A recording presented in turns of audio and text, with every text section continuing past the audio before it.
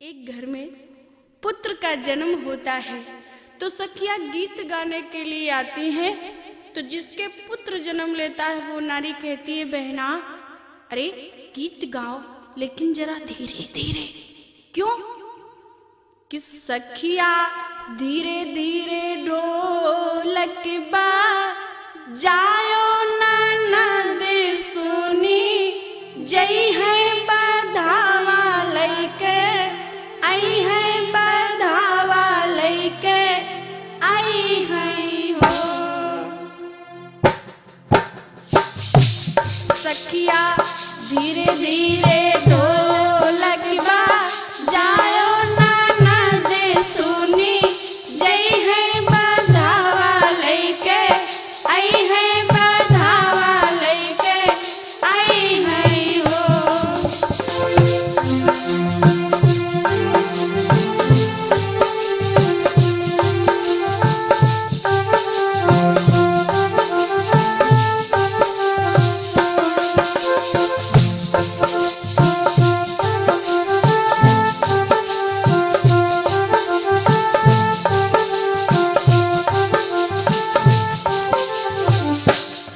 सखियां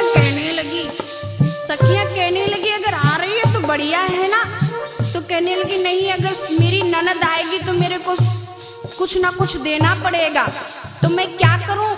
तो कहा क्या करोगी, सोच लो पहले।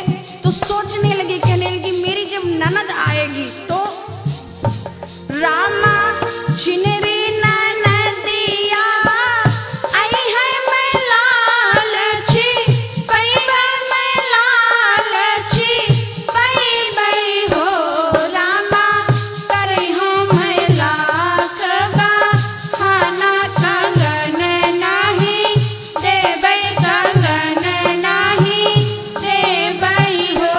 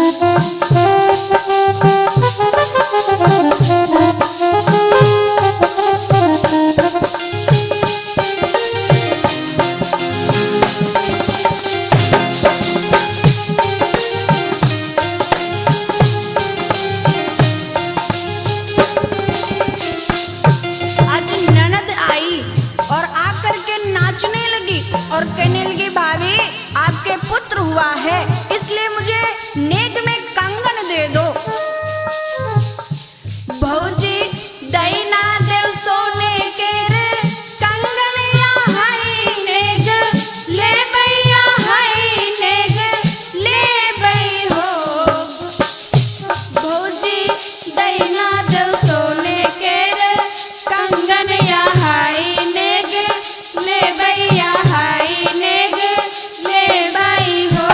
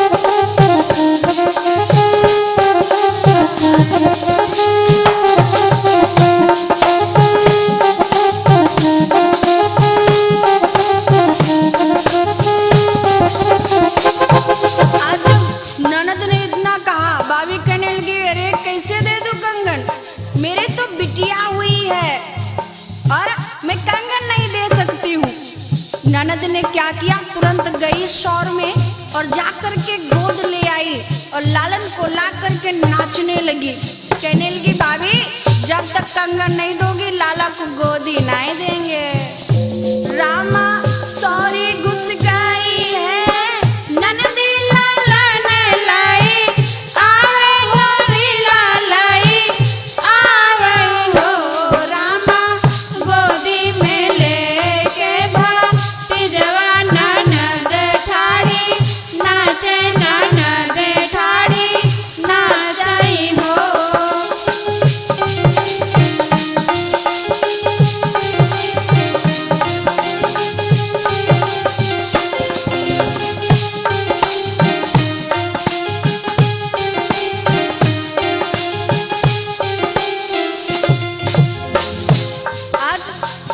उनके भैया हैं और वो कह रही है, देखो ननद मेरे पुत्र को दे दो, कहीं चोट लग जाएगी। कहने लगी, ना भाभी जब तक कंगन नहीं दोगी पुत्र नहीं देंगे। भैया हैं, काहे झगड़ा कर रही हो, दे दो ना कंगन। रामा द्वारे से आए भैया तो रनिया सम झावई, तो रनिया सम झावई हो रनिया दैना देव सोने केर कंगन बहिने पर देसी बहिने पर देसिनी हो। रामा दैना देव सोने केर कंगन बहिना पर देसिनी बहिना पर देसिनी हो।